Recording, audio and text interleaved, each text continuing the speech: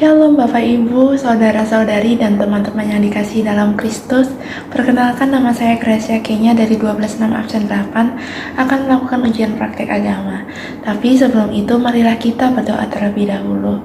Dalam nama Bapa, Putra dan Roh Kudus. Amin. Ya Bapa, saya sangat bersyukur atas kasih anugerah-Mu bagi kami semua pada sekarang ini. Sebentar lagi saya akan memulai pujian-pujian untuk-Mu Bapa. Berkatilah agar apa yang telah saya persiapkan dapat berjalan dengan lancar. Bapa, berkatilah agar firman-Mu yang akan saya sampaikan dapat berguna bagi saudara-saudari dan teman-teman sekalian. Dan semoga Roh Kudus-Mu selalu membimbing dan menuntun saya untuk ke jalan yang benar, yaitu jalan-Mu. Demi Kristus Tuhan dan pengantara kami. Amin. Nama Bapa, Putra, dan Roh Kudus. Amin. Selanjutnya akan dilanjutkan dengan pujian yaitu yang berjudul Lord I Over My Life. All that I am, all that I have, I lay them down before you, Lord. All my regrets, all my ugly, the joy and the pain, I'm making them yours. Lord, I offer my life to you. Everything I've been through, use it for your glory. Lord, I offer my days to you, lifting my praise to you as a pleasing sacrifice. Lord, I offer you my life. Things in the past, things yet unseen, visions and dreams that are yet to come true. All of my hopes, all of my plans, my heart and my hands are lifted to you. Lord, I offer my life to you. Everything I've been through, use it for your glory. Lord, I offer my days to you, lifting my praise to you as a pleasing sacrifice. Lord, I offer you my life. Lord, I offer you my life. Shalom Bapak Ibu, Saudara-saudari dan teman-teman yang dikasihi dalam Kristus. Kali ini saya akan membawakan renungan yang berjudul Berproses untuk Berprogres. Sebenarnya ada kisah menarik di balik renungan yang akan saya bawakan.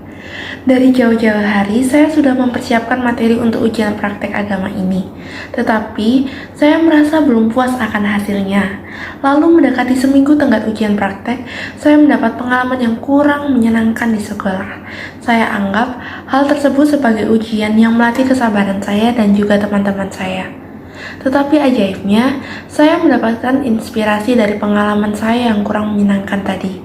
Dan ujian yang saya alami mungkin juga banyak dirasakan oleh saudara-saudari sekalian, namun dalam bentuk yang berbeda. Saat saya merasa kesal, sorenya saya membuka Alkitab, dan ayat yang saya baca sungguh bermakna, terlebih dalam kondisi saya yang penuh dengan kekecewaan. Berikut bunyinya Roma 5 ayat 1 sampai dengan 5. Sebab itu, kita yang dibenarkan oleh karena iman, kita hidup dalam damai sejahtera dengan Allah oleh karena Tuhan kita Yesus Kristus. Oleh Dia, kita juga beroleh jalan masuk oleh iman karena kasih karunia ini. Di dalam kasih karunia ini, kita bermegah dalam pengharapan akan menerima kemuliaan Allah. Dan bukan hanya itu saja, kita malah bermegah juga dalam kesengsaraan kita, karena kita tahu bahwa kesengsaraan itu menimbulkan tahan uji, dan tahan uji menimbulkan ketekunan, dan ketekunan menimbulkan tahan uji, dan tahan uji menimbulkan pengharapan. dan pengharapan tidak mengecewakan karena kasih Allah telah dicurahkan di dalam hati kita oleh Roh Kudus yang telah dikaruniakan kepada kita. Amin. Mari kita berikan perhatian kita lebih mendalam pada ayat 3 sampai dengan 5. Di mana awalnya saya sangat merasa bingung bagaimana kita bisa bermegah dalam kesengsaraan. Karena dalam pikiran kita, jika sengsara tentu saja menderita, sedih, dan benar-benar berada di posisi yang hancur. Tetapi setelah saya resapi lagi dan lagi, ternyata Tuhan punya makna yang berbeda. Yesus membuka pemikiran saya agar mampu berpikir melalui sudut pandang yang lain. Ia tidak menginginkan saya terus mengeluh dan merasa kecewa. Dari ayat tersebut, saya memahami jika Tuhan memiliki cara terbaiknya untuk membuat kita, anak-anaknya, semakin dekat dengannya. Di saat kita dihadapi oleh rintangan, kita mengadu pada Allah. Mengapa Allah memberikan ujian yang terlampau berat sampai-sampai kita merasa bahwa kita tidak akan sanggup untuk mengatasinya? Tetapi siapa sangka jika hingga detik ini kita masih berdiri, masih bisa merasakan kasih karunia-Nya. Tentu itu semua berkat karunia dan bimbingan dari Allah. Berproses memang tidak mudah dan tidak semua orang ingin berproses bersama Yesus. Tetapi seperti yang terdapat di ayat tadi, bahwa semua ada tahap-tahapannya, bermula dari kesengsaraan, lalu menimbulkan ketekunan, dan ketekunan itu menimbulkan pengharapan. Tetapi perlu diingat bahwa pengharapan kita harus tertuju pada Tuhan, sebab rencananya selalu terbaik dan tidak pernah mengecewakan. Yesus membentuk kita, mengajak kita berproses, tak sekedar berproses, namun juga merasakan progres, di mana artinya suatu perubahan ke arah yang lebih baik lagi. Dalam berproses, kita membutuhkan kehadiran orang lain, atau mungkin kehadiran kita yang dibutuhkan oleh orang lain. Contohnya seperti video yang di satu ini. Kita memang tidak selalu mengetahui siapa yang membutuhkan uluran tangan kita. Namun dalam Matius 25 ayat 40 dikatakan, dan raja itu akan menjawab mereka, "Aku berkata kepadamu, sesungguhnya segala sesuatu yang telah kamu lakukan untuk salah seorang dari saudaraku yang paling hina ini, kamu telah melakukannya untuk aku." Amin. Yesus mengajarkan kita untuk mau lebih peduli kepada orang miskin yang tertindas. Sebab dengan menjumpai orang-orang kecil, kita juga menjumpai pribadi Yesus. Dari situ juga Tuhan menginginkan kita berproses untuk menjadi pribadi yang rendah hati dan peduli terhadap sesama.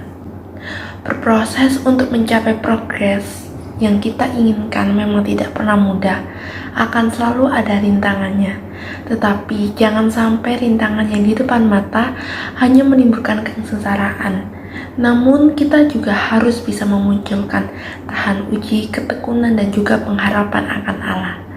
Sekian renungan yang dapat saya berikan. Marilah kita tutup dengan doa. Dalam nama Bapa, Putra, dan Roh Kudus. Amin. Ya Tuhan Yesus Kristus, terima kasih atas waktu yang boleh Engkau berikan. Kami boleh mendengarkan sabda-Mu. Ya Tuhan, berkatilah agar setelah kami mendengarkan renungan ini, berkati agar kami dapat memiliki tahan uji, dapat memiliki kekuatan, serta pengharapan yang selalu bersumber daripada-Mu. Tuhan, kami percaya bahwa apa yang Engkau rencanakan selalu terbaik bagi kami. Kami percayakan segala hidup kami, Tuhan. Kami percaya bahwa Roh Kudus-Mu akan selalu menuntun kami. Dan semoga apa yang akan kami lakukan selalu berkenan dalam hadapan-Mu. Demi Kristus, Tuhan dan pengantara kami. Amin. Dalam nama Bapa, Putra, dan Roh Kudus. Amin. Dalam nama Bapa, Putra, dan Roh Kudus. Amin. Bapa yang bertahta di dalam surga, sekarang kami memohon padamu Bapa agar kasus Omikron yang sekarang sedang memuncak dapat dikendalikan. Berkatilah orang-orang yang terpapar, khususnya mereka, para bapak ibu guru, karyawan, dan teman-teman sekalian yang berada di SMAN 13 Surabaya.